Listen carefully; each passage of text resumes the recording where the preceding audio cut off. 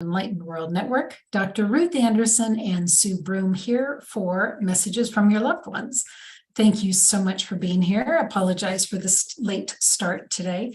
Sue Broome, hello. Thank you for being here.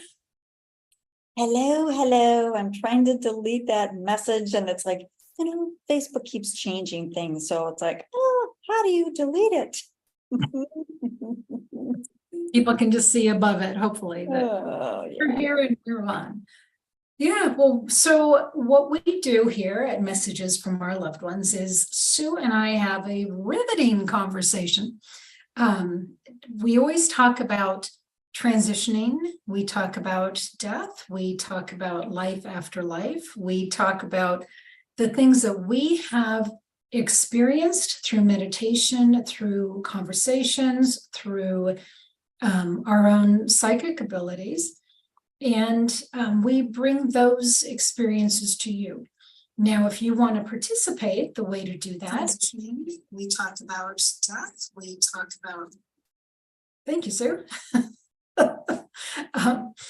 For you to participate, you go into the Facebook chat and put in the message there. If there's somebody that you would like a message from, who you have loved and lost that has passed on.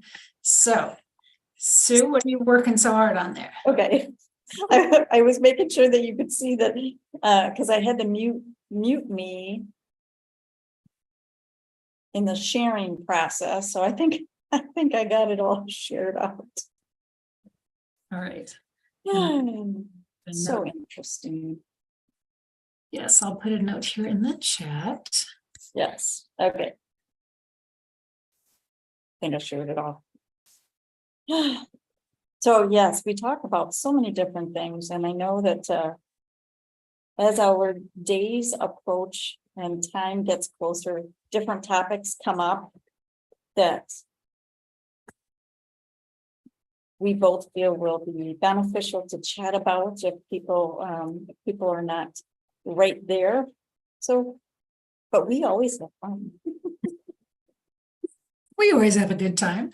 So, yeah. Okay. So I've shared that there. So there we go.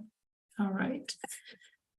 So, so one of the things that I was hoping to talk about today was what's happening over in Maui. So we know that there was a horrendous fire over in the Lahaina area, and currently they've got 90 some folks that they know that they've lost in the fire, and they're still missing about 1,000 more that they're unsure of. Just a horrifying time for them over there.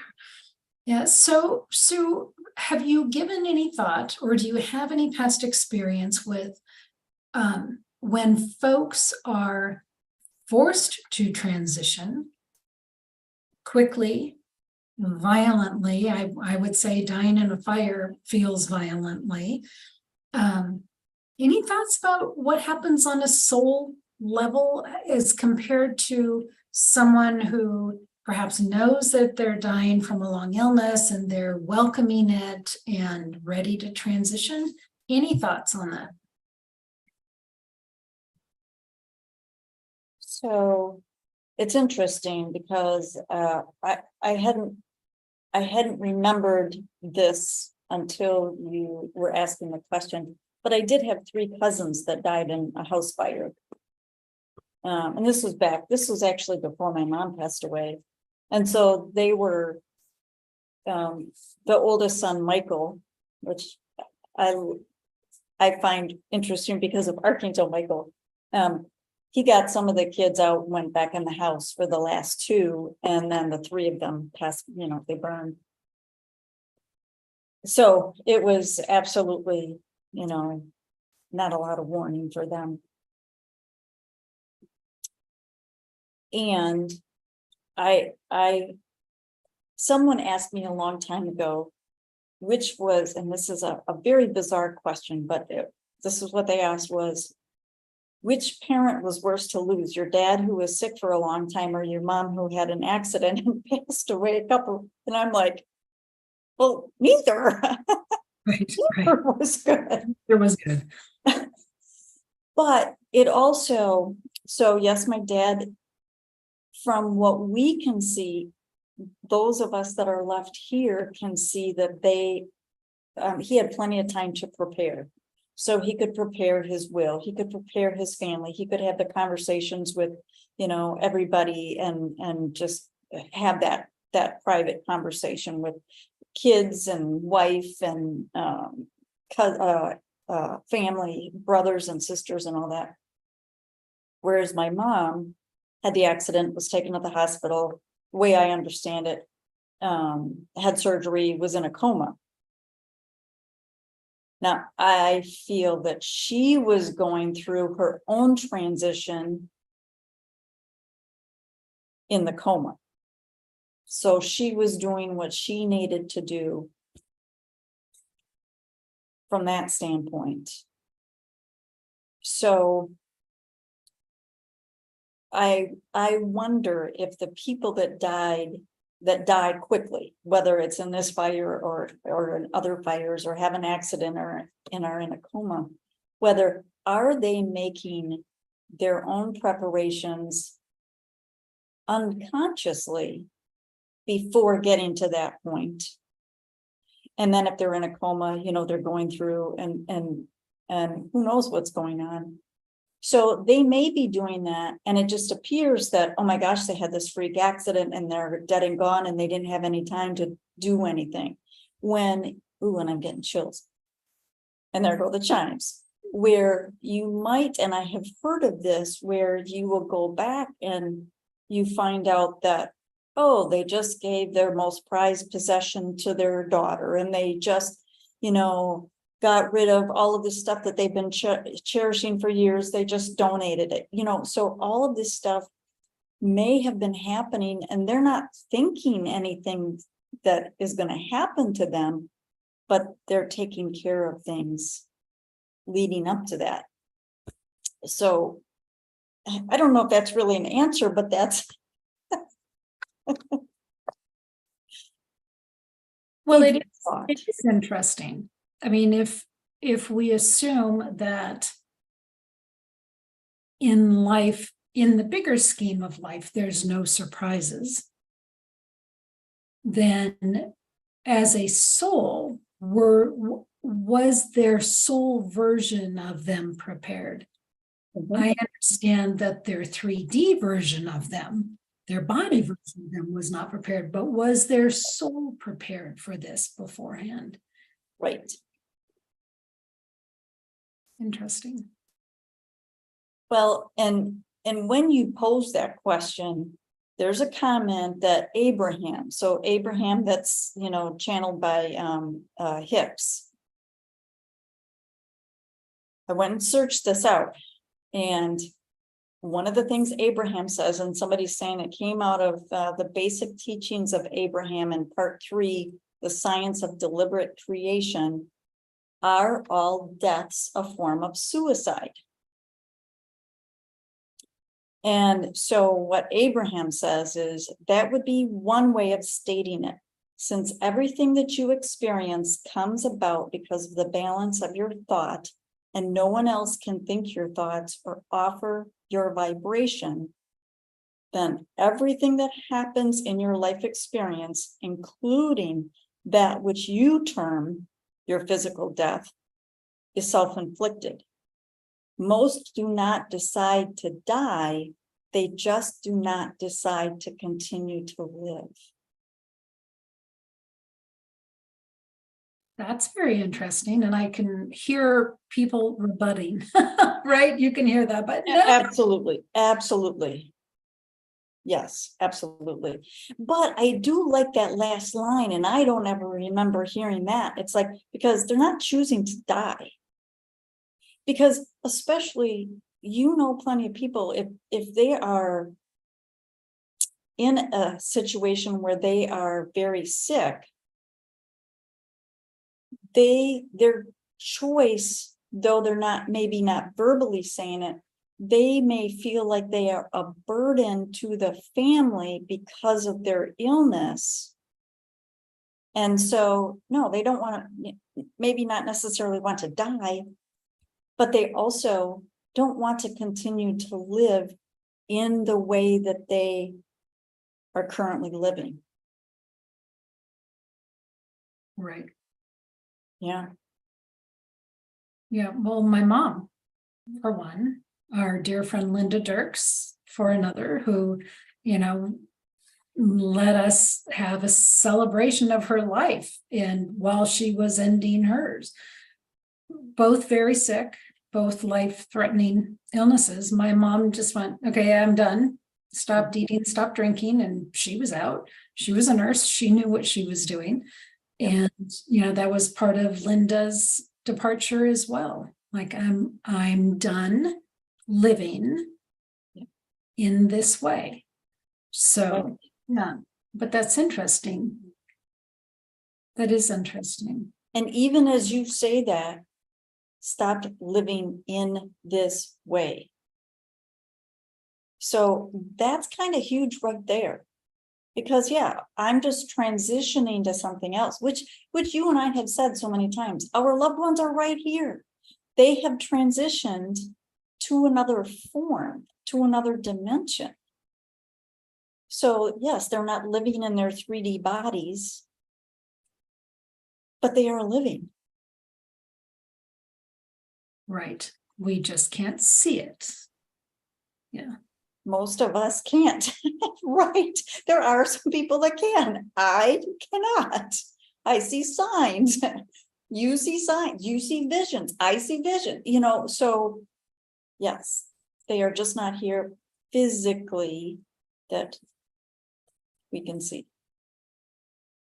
Well, and you stop to think, okay, so as a soul transitioning, is that transition as abrupt as a soul as it is for in body? You know, we have talked before about the cocooning process, and I've seen in several visions loved ones that after they passed from a difficult illness, that they were cocooned with spirit. And literally, I mean, the first one that I had seen was my mother-in-law, very sick with cancer. And about 3 weeks after she passed, I had a vision, which was shocking because I wasn't used to having visions. But I saw an older gentleman who I'm guessing was a relative or some sort of a soul contact there, who was dressed up in almost like old-fashioned army outfit. And he was keeping watch as she literally was cocooned on the bed. And I could just see that it was work. You know, I mean, the cocooning, it sounds so comforting, like nothing is happening. There was a lot happening energetically for her, you know, working through the illness, working through the lifetime. And I don't know how long a soul cocoons for, because they don't do time anyway. But I would imagine that the more you went through in this lifetime, maybe the more intense, the longer the cocooning period. So I don't know if someone that goes through, you know, something like the Twin Towers on 9/11 or this Maui fire, I don't know if their death would bring about cocooning or not. I don't know. It's all just sort of a fascinating thought. Well, and the word cocoon. So you think about a butterfly who starts as a caterpillar, and then they build their, you know, create their chrysalis. And the transformation, the way that I understand it is, so they basically turn to mush. And then they turn into, so, you know, the cocooning, it's the same thing. So inside, we're just a bunch of mush. But in that time, in that transformation, I think the time like stands still, because like you said, there is no time. So it's almost like pushing the pause button on your remote control. It's like, okay, I'm in this cocoon space, and I am able to be held by my angels. I am able to go through maybe different things that they did in this lifetime. That did I choose, here's all the lessons I wanted to come back, and did I learn this lesson? And is there more that I still want to learn, or in a future life? Or is there something that I can, okay, here's the situation that happened, here's what I was hoping to learn from that, and let's have a discussion to see what else could I have learned, because I don't want to go back and do that again. So we don't know. We absolutely, but all of that could be going on to us in the blink of an eye, or it could be, could be decades. Right. Well, then I'm reminded, for some reason, I just saw a funny thing. When I was growing up at our school, once a year, they had like this carnival time, and the families would come and they had a cakewalk. Did you ever do a cakewalk, Sue? No. It's so funny that this just popped into my mind. And so they had this little track that you would step around the circle as the music played. And when the music stopped playing, Aisha will be with you in just a minute. When the music stopped playing, you stopped, and there were numbers on the steps around the circle. And so you would look and see what number was under your feet, and then they would call a number, pull a number, and call the number. And whoever had that number, like if it was number 9, you got the cake that was up to be given away. So there were probably 50 cakes in the room. So it's called a cakewalk. But what they just showed me was when the cakewalk was over, people went, oh, the cakewalk is over. And it was done. Mm-hmm. But there wasn't this time of, oh my gosh, the cakewalk is over, and it was this and it wasn't this. And it's just like, oh, check. And if I want to do the cakewalk again, I buy another ticket and I, get in the circle and do the thing. And I wonder if they were showing me that to show that when folks transition, and there's that you're playing the game, now you're not, that when they're done, that it's like, oh, well, that was a good ride. Oh, okay. That's it. The cakewalk is over. I don't know. What do you think? I think that's a great analogy, because our souls do not have the same. I mean, our souls are they know so much that we don't. So I think it's a great analogy, because yes, I have heard that, people on the other side, they will attend the funerals a lot of times, or they watch over our families. And obviously I feel like we get signs and messages from them. So obviously they're checking in somehow. However, a lifetime here is a blink of an eye to them. So yeah, the cakewalk's over. Yeah. Onward and upward, as they say.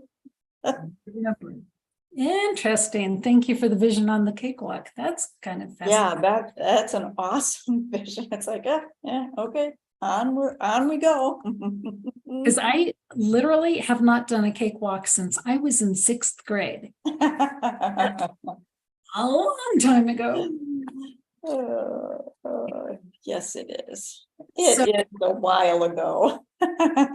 Long while ago. So Aisha has a message here. My brother Derek passed July of 2019. We did not speak for years before he passed, with lots of tears there, Aisha. So Sue is going to bring out her cards. And Sue, why don't you talk about what you do with your cards? Where did those cards even come from? These cards came after, adjust myself. After my second brother passed away. I had a brother that passed away since I've been living here, so I don't think it's even been 3 years yet. This deck, same image on the back, and then different. It's actually the same picture to the messages, but I had been wanting to write a messages type deck. And it wasn't coming, and as soon as my brother Steve passed away, it was like within 2 months, maybe not even, this deck was like, bam. So I know that it came from Steve and my other brother, Chris, on the other side. I'm sure that those two put their heads together because those two were buddies. Chris passed away way back in the 60s. But Chris and Steve were buddies. So out of Steve's passing came the deck of cards. So I just shuffled with Derek in mind. And before I reveal the card, I think an important point with social, Aisha says that she didn't speak with her brother for a long time. And I want people to realize that even though somebody has transitioned and they feel like, oh my gosh, I never got to say this, or we didn't talk for a long time, oh my gosh, I can never say that. You can say those things.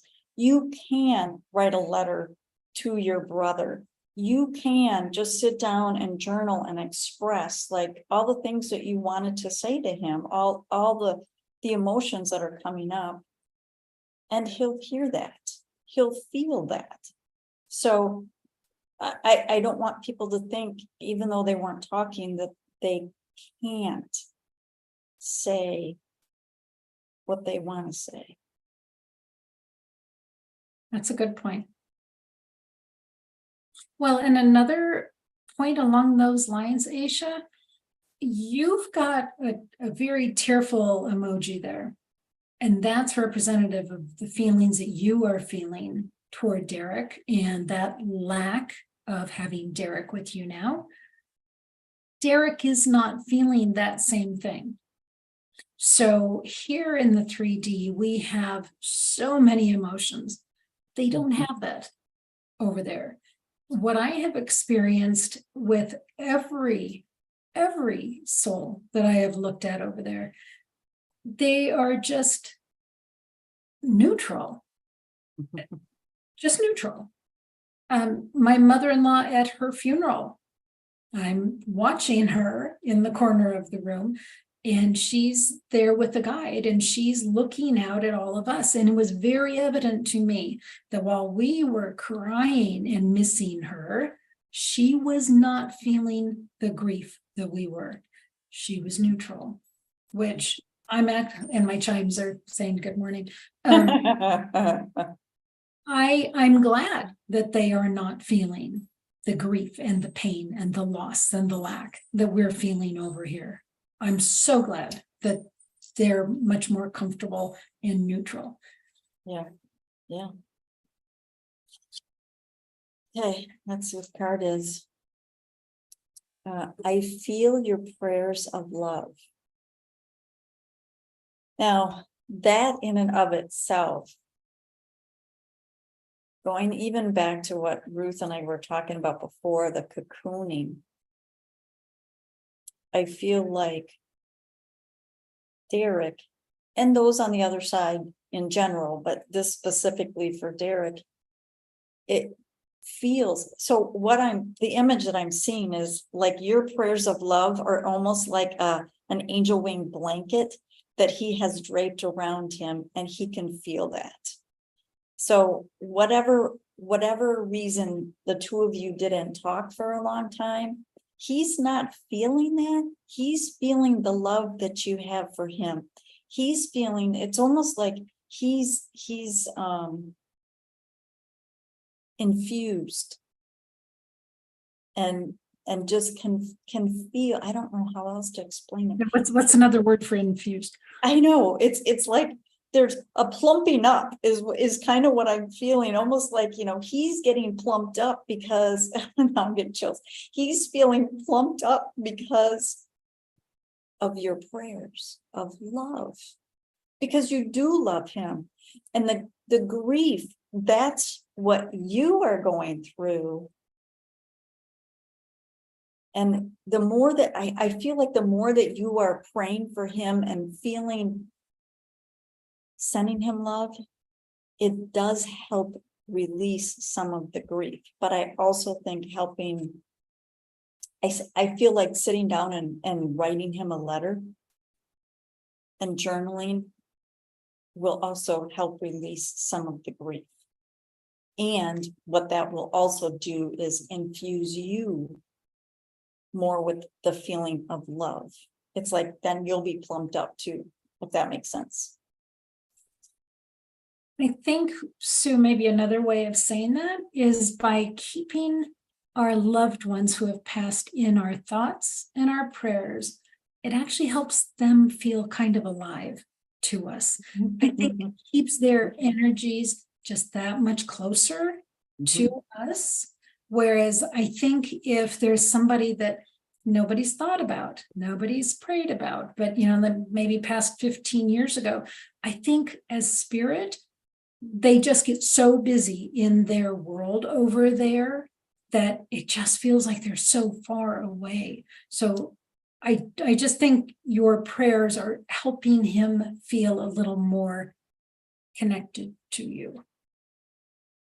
Does that make sense, Sue? It totally makes sense. Totally makes sense. It's interesting because Aisha, when I first checked in with Derek, he felt so far away. And it was like, Derek, where are you? Because normally when things come up here, boy, they just are really quite present. And it was like, I felt like I had to go looking. But what I saw, and he showed me 3 different times, was him fishing. Now, my understanding from books that I've read, conversations that I've had, when someone passes, they get to create the reality that they want there. So if he wants to go fishing, he can have an amazing lake in his backyard. He can create whatever. So he's showing me fishing. He's showing me that he is busy. He's got quite a life out there. And when it's time for you to pass, he'll be ready, welcoming you, and he wants to show you where he fishes. So he's not going to do anything to speed up your time, but when it is your time, he's ready and excited to share with you what he's going on there. So that's what I saw. Anything else for Aisha there, Sue? Well, the other thing with the fishing. So now I can't remember what her name is. Kat, K-A-T. She's the one that has written several books. Kat Kerr. She's the one that's written several books on heaven. And how she explains it is, yes, we create our heaven, so it's ready and waiting when we get there. And also the people that are there, if they might be helping create our heaven too. So there go the chimes. So like my brother Steve and Chris, they might be, it's like, oh, Susie always liked this when she was a kid. I'm going to put, that's going to be in there just in case she wants it. It's kind of like that.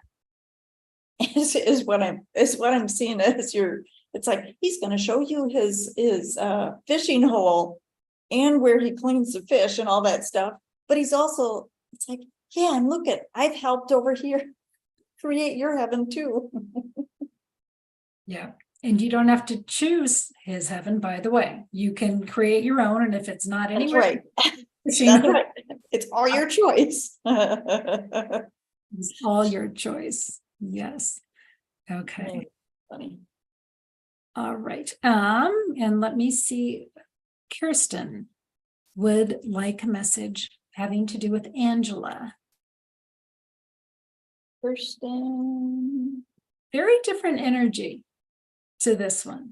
Very different energy. I don't know if you're feeling that already, Sue.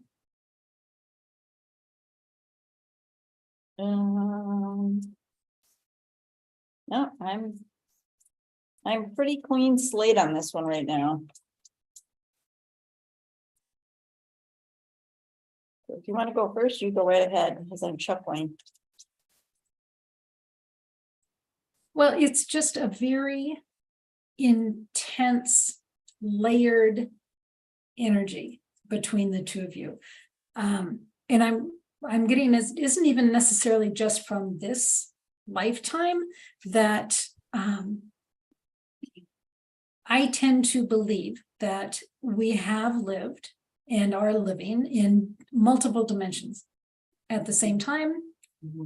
Maybe not chronologically, maybe one didn't happen before the other, but you and Angela have layered lifetimes together. And so when we lose someone who is such a soul connection like that, it's complicated and it's complex and it's layered and there's a lot of grief. And we don't always understand why this death is more painful than another one. But that's just what I'm seeing is lots. And Kristen said, sounds right. We've had many lives together. Yeah. That's what All right, so the card is, I want you to be happy. And that is, it's interesting because of when we have such a soul connection. And happy is kind of such a generic term, because on a soul level, happy is, it's learning the lessons that I'm just helping you learn the lessons, and it's going to make me happy because you learned a lesson. We might not be happy about learning the lesson. There's also something, obviously my throat just started clearing. Me having to clear my throat now. So it's almost like maybe there's something that you feel like you didn't say.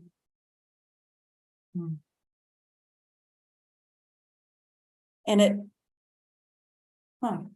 so what it feels like to me is, how sometimes it's like, but if I voice that, if I actually say that, it's like, this is going to happen, or something bad's going to happen, or, and it's almost like that. So there's something that you're not saying. And I'm going to go back to the same thing that we were with Aisha about, just write it down. You can just, whether it's and it might not necessarily be a message, but it is a feeling or an emotion that you haven't expressed yet. And it does feel like it's very, very, it's like, and this is not what I'm feeling, but as an example, when someone in our life dies, people don't want to admit that they are angry at the person for leaving. And so they bury that, thinking, well, I can't say that I'm mad at them for leaving. I can't say that, they should have stuck around and, hung out with me until we went together. People don't want to admit that.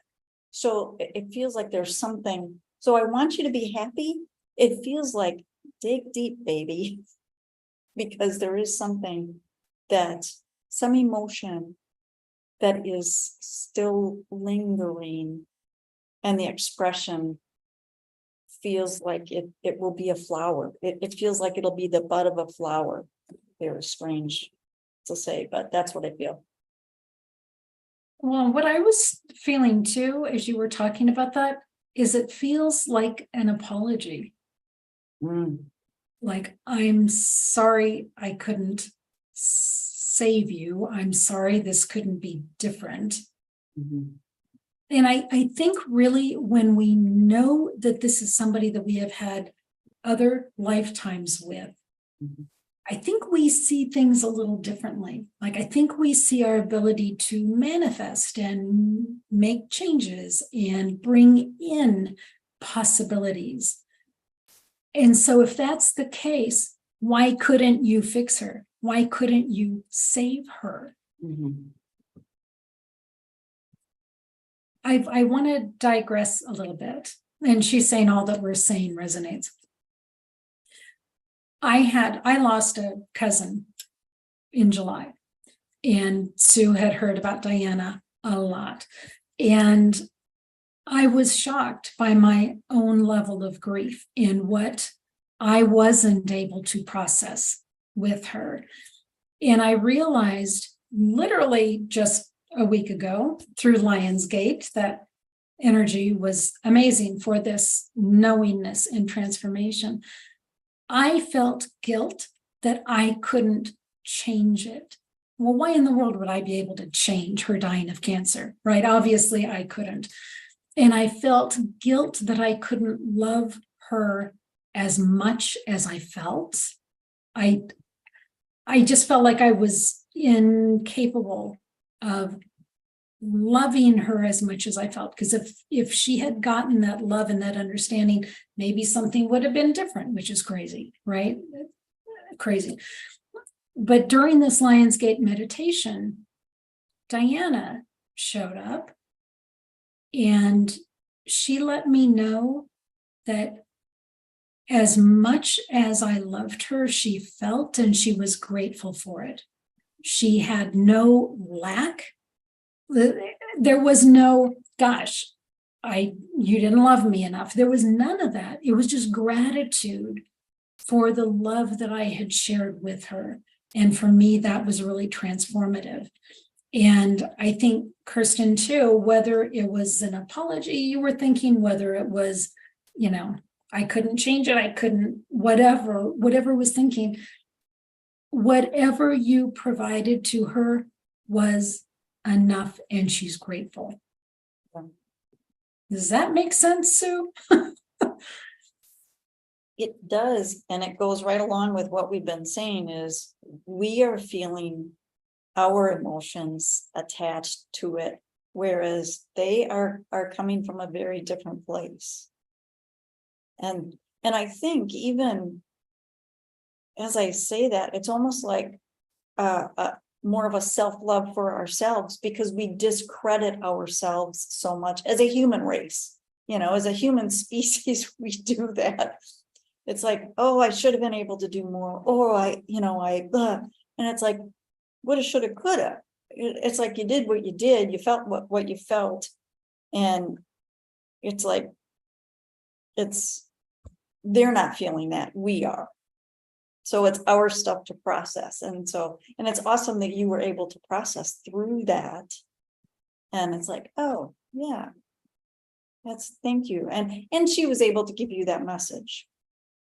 Yes. Yeah. And Kirsten said, I was hoping for a miracle for her to heal herself, but that wasn't the plan. Yeah. Well, that wasn't your knowing. Because maybe the miracle and the healing happened, and it happened the way that it was supposed to happen. And maybe that was her plan. And there go the chimes. Right. Yeah. It wasn't your plan for her. It might have been her plan. Right. Yeah. So interesting. Thank you, Kristen, for allowing us to bird walk through the conversation here with Angela. Yeah. It's funny you say bird walk, because Peggy, did you see Peggy's question? I did. We're going to get to that in a minute, but Paul Seraphin would love a message. Oh, okay. Sorry, I can only see part of them. Paul, and who is he looking for a message? It just says, would love a message, please. Oh, okay. All right, let's see.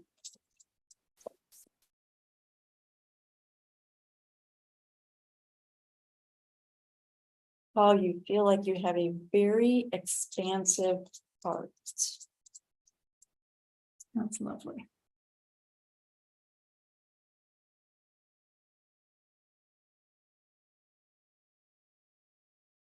All right, let's see what we get.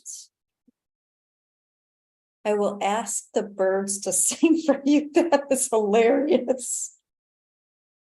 So, interesting thing about birds, and I had just heard this within the past few months, and it was the coolest thing. You know how sometimes you hear birds like really, really early in the morning before the sun's up, and it's like, what the heck are the birds out there squawking about? But they're really singing their song. Oh, yeah. So what I heard was really cool is the birds singing are waking up the leaves on the trees and the buds and the flowers. And it's like it's waking up the plants, preparing them for the day.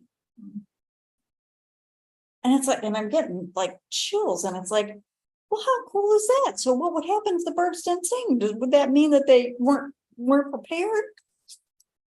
So I love that. So Paul, it feels like it's almost like the comment that I made about your heart being so expansive. I feel like the singing is almost coming from your heart, and it's helping to wake other people up. Whether it's helping to wake other people up to be kind, to be compassionate, to be more loving, or to sharing your love, that's what it feels like. And when you hear different birds singing, it actually, I feel like it invigorates your heart to expand even more. I totally understand why Paul feels expansive to you. Paul feels also intuitive to me. I think Paul's got knowledge of depths of dimensions, like just what it's feeling like to me. Paul, what I'm seeing for you is that you have a male, I don't identifies as male, I don't know. One of your guides is, I was asking if it was like a grandfather figure. One of your guides is showing me him as in a male format. And I don't know how old you are, Paul, and I'm seeing he's been with you all of your life. You are not done. Like I said, I don't know how old you are. I'm seeing this last chunk of your life, whether it's 20, 30, 40 years, there is 41. Thank you. There is something that's going to be coming out of your life, the last half of your life, that is going to be expansive for other people as well. I don't know if it's a book. I don't know if it's you speaking, lecturing, having an online presence, but there is an importance to the last half of your life. And this particular male guide is guiding you through that, into that, through that. And maybe it's singing or music. I don't know. Yeah. That's beautiful. I love that. Yeah, Paul, I would be really curious to hear from you if any of this is ringing true for you and what you see as your legacy when you're done with all of your life. Working so much on myself. Yeah. A work in progress, I would say, Paul, and the rest of us are going to benefit from that. So you keep up the hard work. There go the chimes. Yeah, very cool. We'll be looking for your name, Paul. Well, and it's interesting because I heard this woman talking. Oh, she called in and wanted an angel message from this show that I listened to. And she appeared to be very sick because she was in bed. So, and she said she had health challenges, but she also was a composer. And it was so interesting because she's so sick, and yet she feels this drive to compose, and she knows that whatever she's composing is also helping her heal through some of her stuff. But the message that came through was, yes, the music is helping heal you so you can get it out to other people to help heal them. I know. And so as you're talking about Paul, that's what I feel like, that it's like whatever he's doing, he's learning about this expansion that's going on for himself. And so he's creating something that's going to help others expand. Very cool. Nice. And then last one that we're going to do is Peggy O'Rourke. She's questioning what's going on with the birds. Have you had this conversation with her before? just right before I came on. I mean, probably the time that you were saying, I'm going to be late. It's like it was about that time. So it's funny, Miss Peggy, because so the card flew out on the keyboard and it is right side up. So I did see what it is. But so there's been different birds that are popping up, and they're, sometimes birds can be a little freaky, a little, if they're, depending on how many there are. And I know we have like, I think they're grackles around here, and they just weird me out. They just walk around with their beaks wide open.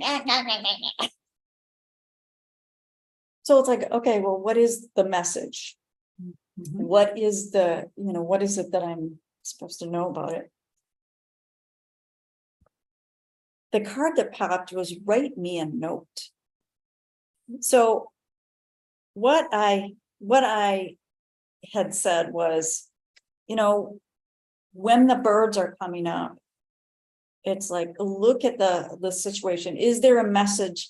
First, ask your angels to surround you with love, and call on Archangel Ariel, because Archangel Ariel works with animals. Actually, so does Archangel Raphael.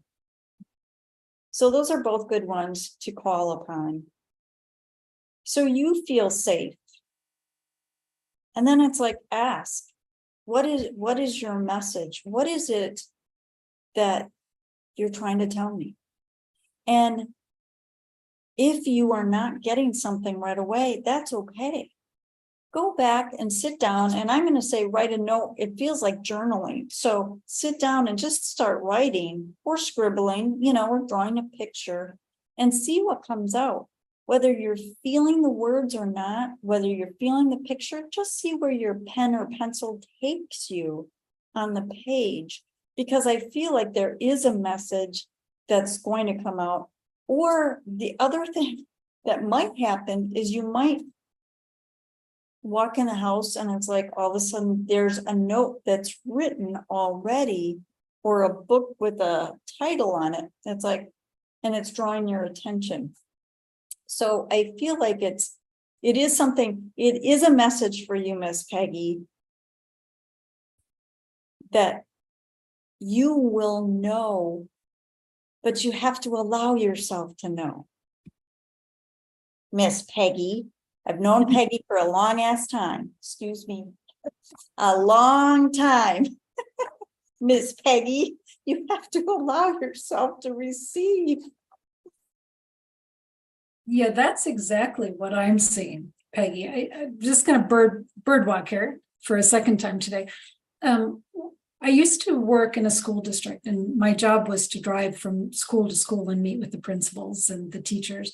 And one particular time, I pulled up to this school, and in the tree was this crow, big crow, and it was squawking so loud, like it drew my attention because it was so loud. And I walked into the building, did my business, came out of the building, the crow was still there, screaming at me. And I finally turned to it and I said, what? And of course, I had never spoken to birds before, so I was surprising myself even with that. And then I was just quiet, and I just allowed. And I'm getting, that's the message, just quiet and allow. And what I heard was that someone had died and left his family too soon. And I thought, okay, what do I do with that? I mean, I really wasn't into understanding intuition at all at that point. I drove back to the office, and one of our secretaries that morning, her husband had had a massive heart attack at work and leaving her and her 2 young boys. And it was such a slap in the face to me of, that bird just told me that, and now you're telling me this. I was shocked at that. But the message that I'm hearing, Peggy, is just know that a message is there and be okay not knowing what it is, and just be open. And you might be surprised that then you start to hear something or you see something or whatever, but be really okay with the not knowing, but know that they're communicating with you. So hear those birds, everyone. Be okay in the not knowing, but yet knowing. So it's like, huh? Really feel into that. Yeah. Really feel into that, but there truly is a message, and it might not be like Ruth had this bird say this, but birds are super intelligent too. Do you remember when you and I were in Sedona and we had walked across the street and we're shopping and the ravens were up there in the tree? And I said, oh, I love ravens. I never get to see them anymore. And what did I do? I'm standing there just talking. It's like, what are you saying up there, buddy? Yeah. And even just acknowledge them. Like, I turned to the bird and I said, what, just turn and thank you for communicating with me. And I'm just gonna feel into whatever your message is. Yes. Yeah, that's a great question. Thank you. So friends, thank you so much for being here at Enlightened World Network. So much appreciation to you, Miss Sue Broome. Love to you all. Take good care. Come back next month. We do this the second Monday of every month, right? September 11th. Okay. Yep. Oh, 9/11. 9/11. 11. And Kristen wants to know, is your deck available for purchase? Yeah, go to my website, SueBroome.com, and you will find it there. Excellent. We look forward to seeing you soon, friends. Take good care. God bless. Bye now.